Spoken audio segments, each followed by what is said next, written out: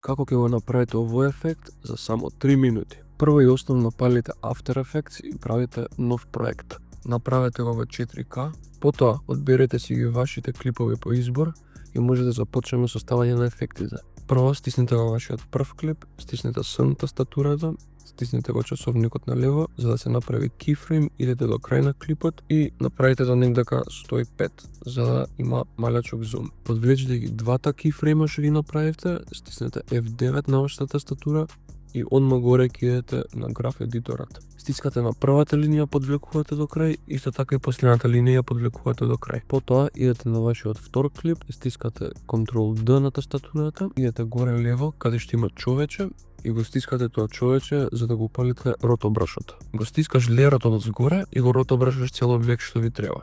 Потоа стискате Freeze, од кога ќе завршиме со ротоскоп, го дуплираме истиот леер и го оставаме како што е. Одиме на долниот леер и го додаваме ефектот Turbulent Displace. Следен чекор може да биде и по ваш избор, може да биде како што го правам јас.